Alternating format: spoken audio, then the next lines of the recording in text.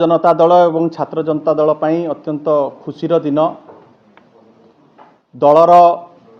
सभापति ओडिशार सर्वमान्य नेता 4.5 कोटी ओडियांकर जनमानस नेता श्रीयुक्त नवीन पट्टनायकर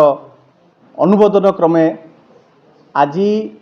बिजु युव जनता दल एवं छात्र जनता दलर बहु प्रतीक्षित स्टेट कमिटी लिस्ट आज घोषणा करा जायछि एवं आम दलर प्रिय नेता दलर सभापति नवीन पट्टनायक महोदय ताको अनुमोदन करिसंती। आपण जानिकी खुशी हेबे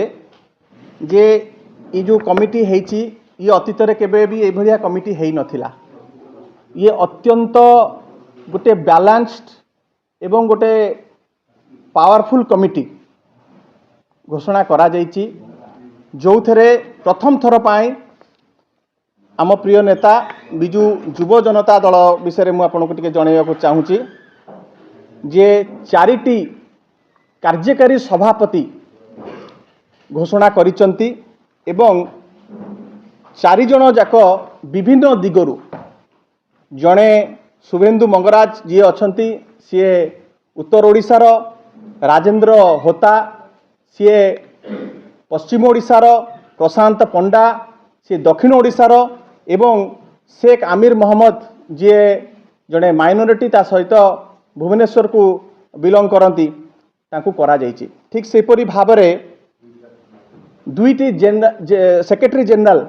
करा जायछि एवं 14 जन सीनियर वाइस प्रेसिडेंट करा जायछि,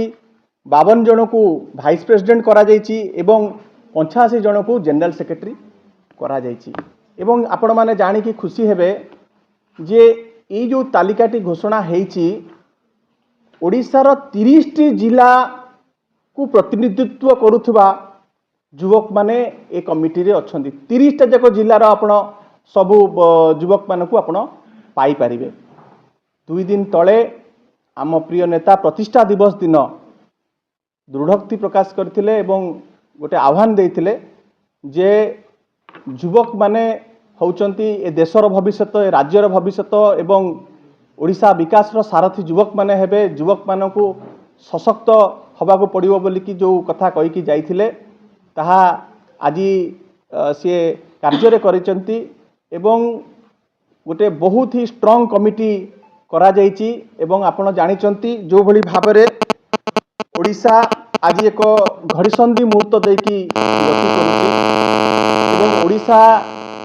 संगे जो भली भाबरे प्रतारणा करा जायछि ओडिशा स्वार्थ को आज जो भली भाबरे प्रत्येक मुहूर्त रे क्षुण्ण करा जाउछि। ओडिशा प्रत्येक क्षेत्र रे आज पछे पछे चलीछि। ओडिशार स्वार्थ पाई ए युवक माने स्वर हेबे, जागृत प्रहरी रूप में कार्य करिवे, अहरह कार्य करिवे एवं जो विकसित ओडिशार लक्ष्य आम प्रिय नेता नवीन बाबू देखिथिले 2036 सुधा करिवा पाई ता पाई कि एमाने संग्राम करिवे एवं मु कमिटीर समस्त सदस्यों को अनेक अनेक शुभेच्छा ज्ञापन करुच्ची। आम प्रिय नेता जो आस्था प्रकट करिसंती ये युवक मानक उपरे निश्चित भाव से माने से भरोसा तांकर रखिबे एवं ओडिशा स्वार्थ पाई कि लड़ाई करिवे एवं बहुत टैलेंटेड पिला माने एथरे अछंती किए बहुत दृढ़ संगठक अछंती, भल ओजस्विनी वक्ता देला भलिया वक्तृता दे भलिवे से भलिका पिला अछंती, किए आईटी विंग रे बहुत स्ट्रांग अछंती से भलिका पिला रहिचंती एवं कहार सोशल मीडिया रे जो आह्वान देइथिले आम प्रिय नेता नवीन बाबू जे सोशल मीडिया रे मध्य जो मानकर बहुत रीच अछि से भलिका सदस्य माने मध्य रहिचंती। तो निश्चित भाव में मु भाबुची आगामी दिन में नवीन बाबूंकर जो आशा रही जे ओडिशा को